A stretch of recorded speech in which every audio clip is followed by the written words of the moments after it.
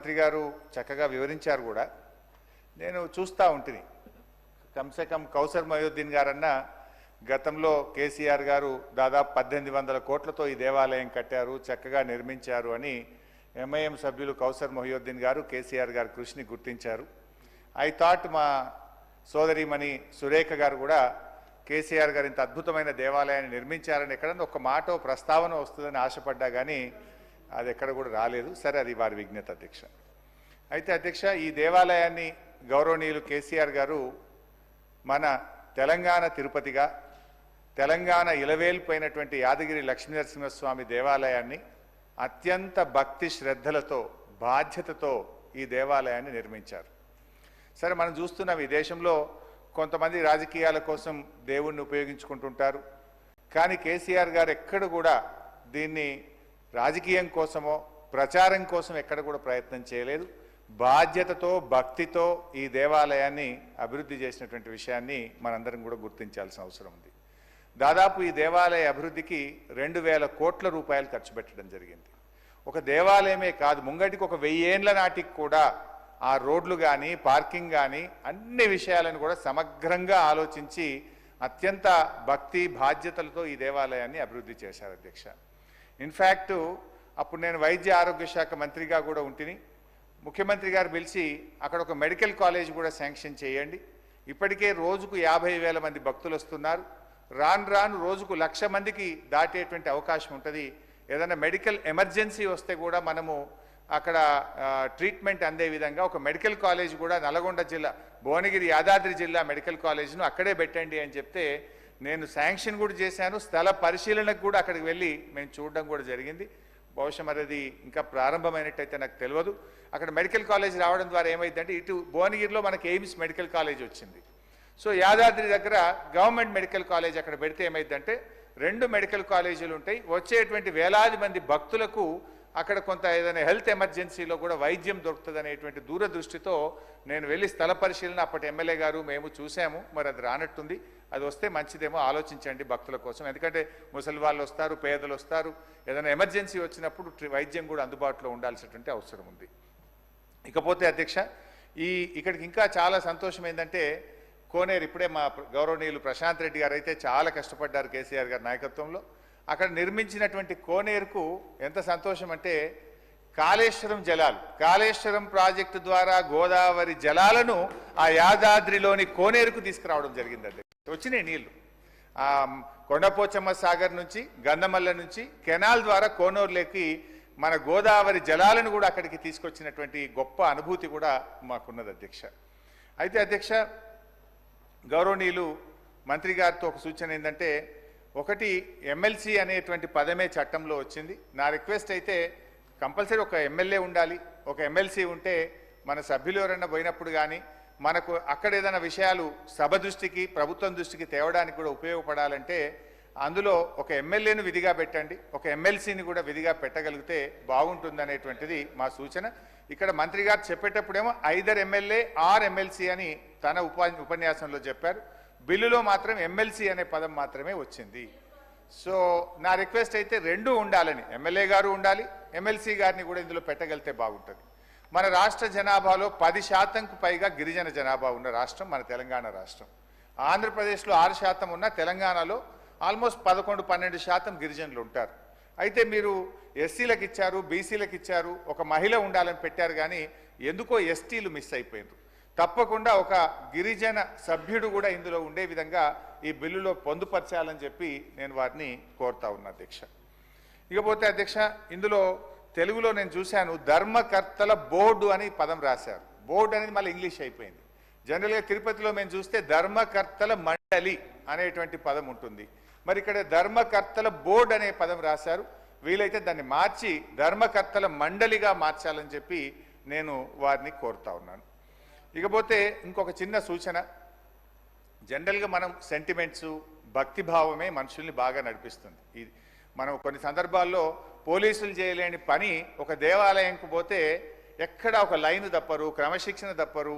ఆ భక్తి అనేటువంటి దేవుడి మీద ఉండేటువంటి భక్తి మనుషుల్ని చాలా సక్రమమైన మార్గంలో నడిపిస్తూ ఉంటుంది. అప్పుడప్పుడు మనం చూస్తూ ఉంటాం, అంటే పత్రికల్లో దొంగలు పడ్డారు కానీ దేవుణ్ణి మాత్రం ఏం ముట్టుకోలేదు, అక్కడ ఉన్నాయి కూడా టచ్ చేయకుండా పోయిండ్రు అంటారు. అంటే అంత నమ్మకం, విశ్వాసం అనేటువంటిది ప్రజల్లో ఉంటూ ఉంది. ఇక్కడ నా సూచన ఏంటంటే, జనరల్గా తిరుపతిలో మీరు చాలా వరకు తిరుమల తిరుపతిని ఫాలో అయినవని చెప్తూ వచ్చారు.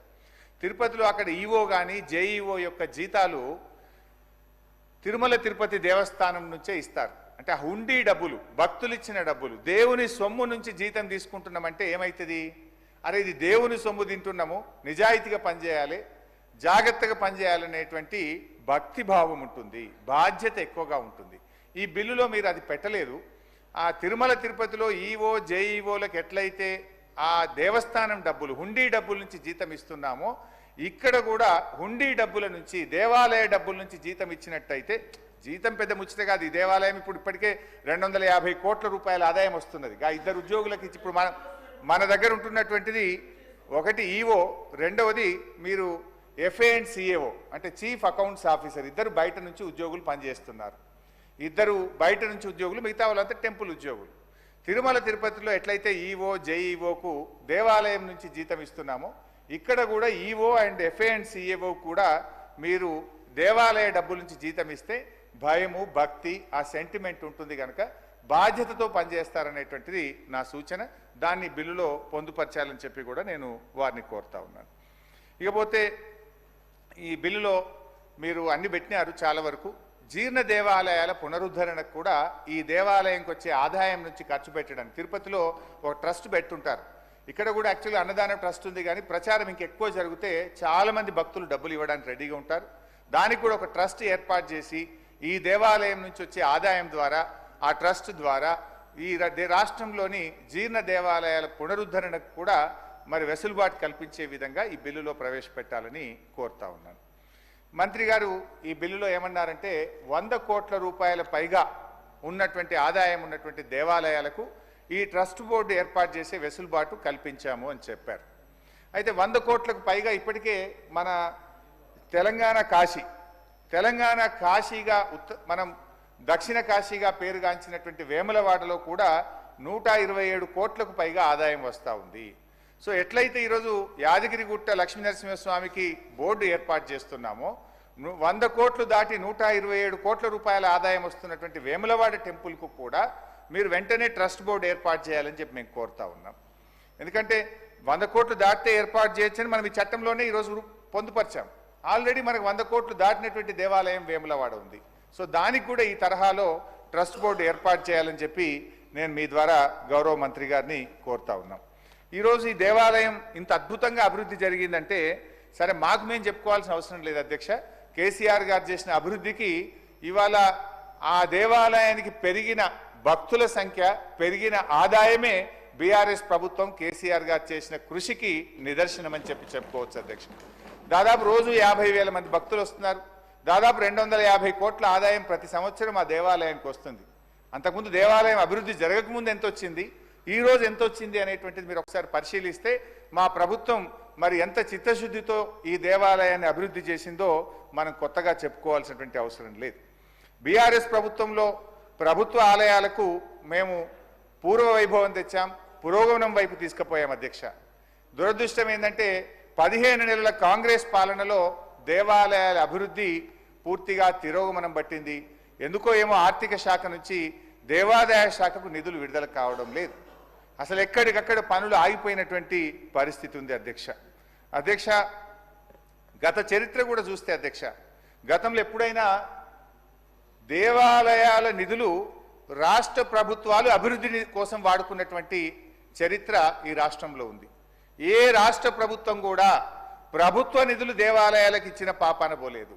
కానీ మొట్టమొదటిసారిగా కేసీఆర్ గారు రాష్ట్ర ప్రభుత్వ నిధుల చేత దేవాలయాలను నిర్మించినటువంటి చరిత్ర బీఆర్ఎస్ పార్టీకి కేసీఆర్ గారికి ఉంది.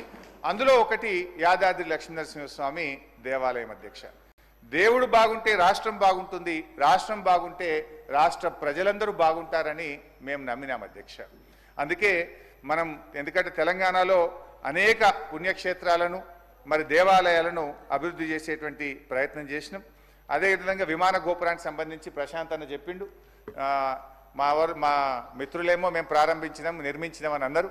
నేను కూడా నా సిద్దిపేట నియోజకవర్గం నుంచి 2 కిలోల బంగారం భక్తులు మేము వెళ్ళి నా డబ్బులు కూడా కలుపుకొని వెళ్ళి దేవాలయంకు సమర్పించి రావడం జరిగింది. కేసీఆర్ గారు కూడా స్వయంగా 1 కేజీ 116 గ్రాములు వారు కూడా ఇచ్చారు. అధ్యక్ష మేము సొంత డబ్బులు ఇచ్చినాము. నేను మాట్లాడినాక నువ్వు మాట్లాడు, అట్లా కాదు విప్పు గారు, నువ్వు మాట్లాడు, నేను వద్దంటలేను. సరే బై 2000 కోట్లు కూడా నువ్వే ఇచ్చినావు, గుడి కూడా నువ్వే కట్టించినావు, అంత నీ పుణ్యమే తీయరాదు. దేవుడు లక్ష్మీనరసింహ స్వామి పైకెళ్ళి చూస్తుండు, ఎవరి నిజాయితీ ఏందనేది ఆ దేవుడు చూసుకుంటాడు. దేవుడు చూసుకుంటాడులే, దేవుడు చూస్తాడులే. మరి అది కూడా 50 ఏళ్ళు కాంగ్రెసే పాలించింది రాష్ట్రాన్ని, ఎందుకు చేయలేదు? 50 ఏళ్ళు పాలిస్తే ఎందుకు చేయలేదు? అధ్యక్ష ఇకపోతే రాష్ట్రంలో అధ్యక్ష సార్ వారికి మైక్ ఇవ్వండి సార్, తర్వాత వారికి మైక్ ఇవ్వండి సార్, కూర్చోండి, వారికి మైక్ ఇవ్వండి, వారిని మాట్లాడమనండి. సో నా రిక్వెస్ట్ ఏంటంటే అధ్యక్ష, మరి గతంలో కూడా ప్రభుత్వాలు ఉన్నాయి, మరి గత ప్రభుత్వాలు ఎందుకు చేయలేదు? కేసీఆర్ గారే ఎందుకు చేసిండ్రు? అయితే అధ్యక్ష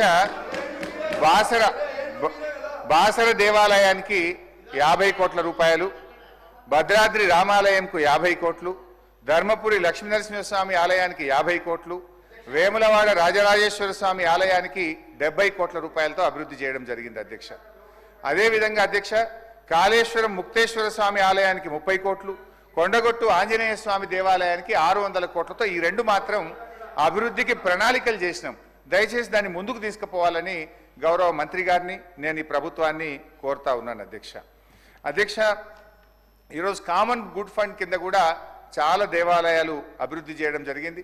ప్రతి సంవత్సరం తక్కువ 50 కోట్ల రూపాయలు ఈ గ్రామీణ ప్రాంతంలో ఉండేటువంటి దేవాలయాల అభివృద్ధికి బడ్జెట్ నుంచి మేము నిధులు ఇచ్చాం. Every year not less than around 50 crores ఇచ్చేవాళ్ళం.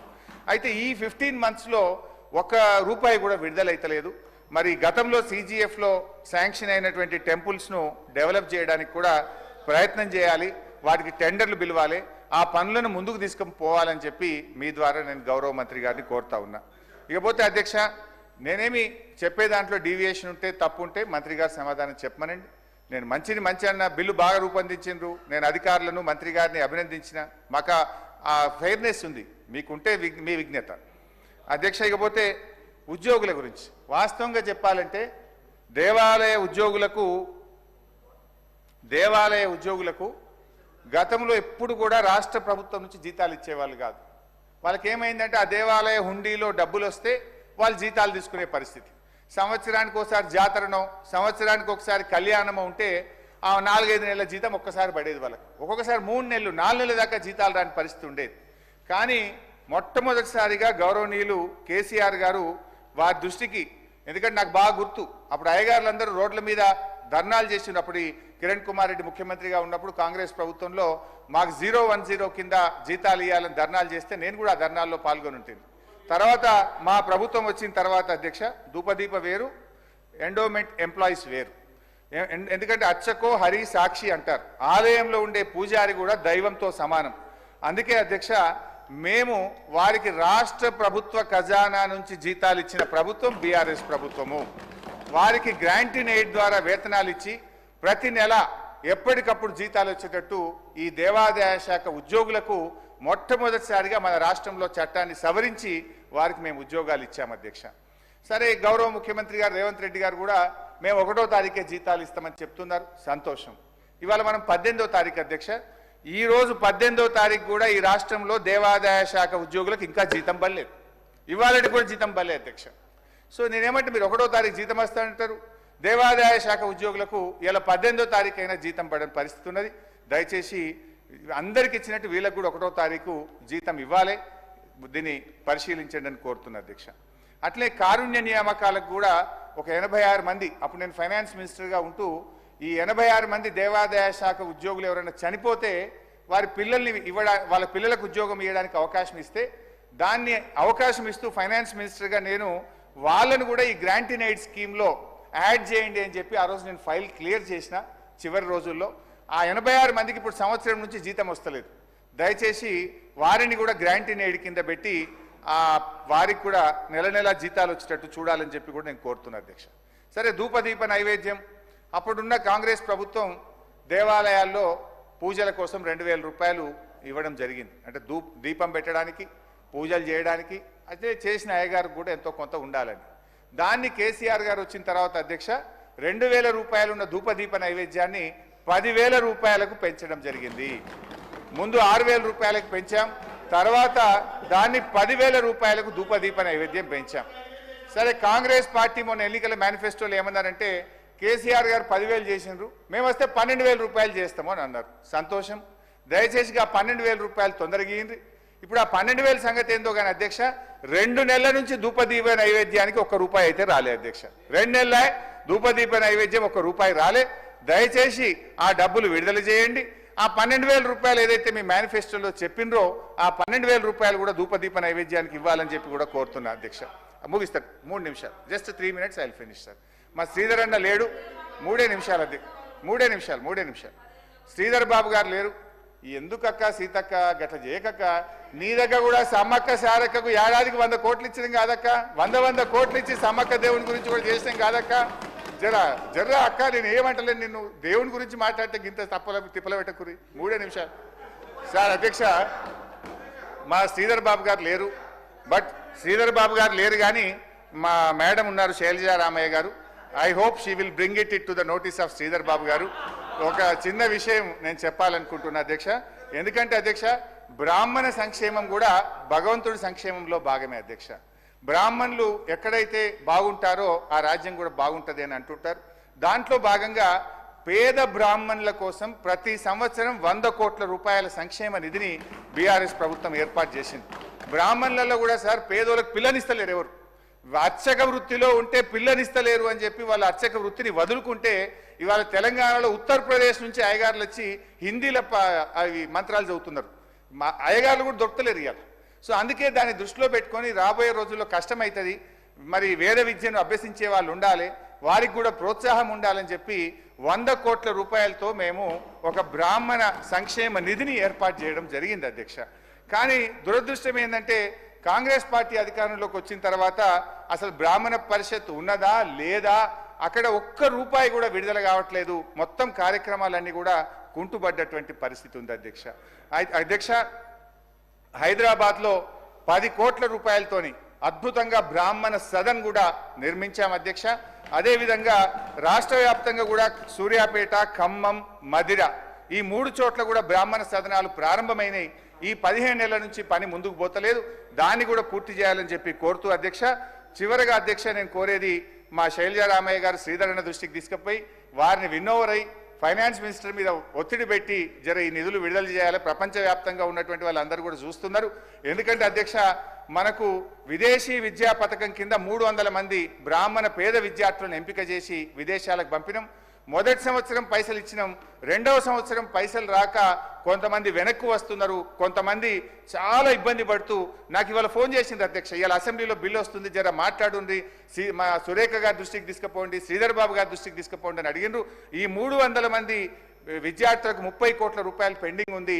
పేద బ్రాహ్మణ విద్యార్థులు వాళ్ళ చదువులు ఇబ్బంది కాకుండా 30 కోట్లు విడుదల చేయాలని, అదేవిధంగా బ్రాహ్మణ్ ఎంటర్ప్రెన్యూర్ స్కీమ్ కింద 497 మందికి సెలెక్ట్ అయి బెస్ట్ స్కీమ్ కింద 16 కోట్లు పెండింగ్ ఉన్నాయి, దాన్ని కూడా విడుదల చేయాలని చెప్పి నేను కోరుకుంటూ ఈ బ్రాహ్మణ పరిషత్ను కూడా పునరుద్ధరించి మరి వారిని కూడా మనం ఎంకరేజ్ చేయాలని చెప్పి కోరుతూ మరొకసారి ఈ బిల్లును మనస్ఫూర్తిగా స్వాగతిస్తూ మీ ఈ సెలవు అధ్యక్ష.